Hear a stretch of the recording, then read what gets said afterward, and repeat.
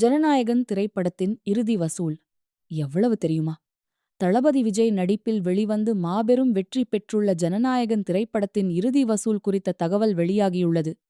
அரசியலில் களம் இறங்கி ஆட்சியை பிடித்து இன்று முதலமைச்சராக 100 நாட்களை கடந்துள்ள விஜய் அவர்களின் கடைசி திரைப்படம் ஜனநாயகன்.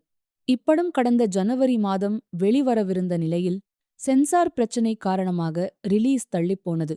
இதற்கிடையில் தேர்தல் நடைபெற்று அதில் விஜய் முதலமைச்சராக மக்களால் தேர்ந்தெடுக்கப்பட்டார். கிட்டத்தட்ட 6 மாதங்களுக்குப் பின் பல தடைகளை தாண்டி ஜனநாயகன் திரைப்படம் கடந்த மாதம் வெளியானது. அதுவும் தளபதி விஜய் என்று இல்லாமல் முதலமைச்சர் விஜய் என்கிற டைட்டில் கார்டுடன் வெளிவந்து திரையரங்கை தெறிக்கவிட்டது. ஜனநாயகன் திரைப்படத்தை ரசிகர்கள் தலைமேல் தூக்கி வைத்து கொண்டாடினார்கள். இயக்குனர் வினோத் இயக்கத்தில் உருவான இப்படத்தில் விஜயுடன் இணைந்து மமிதா, பைஜு, பூஜா ஹெக்டே, பாபி தியோல், பிரகாஷ் ராஜ், ரேச்சல் ரெபேக்கா என பல நட்சத்திரங்கள் நடித்துள்ளனர்.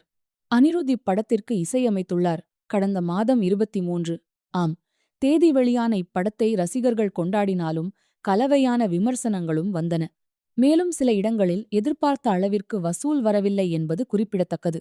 ஜனநாயகன் முன்பதிவிலிருந்து இதுவரை ஒவ்வொரு நாளும் வசூல் குறித்த விவரங்களை தொடர்ந்து நாம் பார்த்து வருகிறோம்.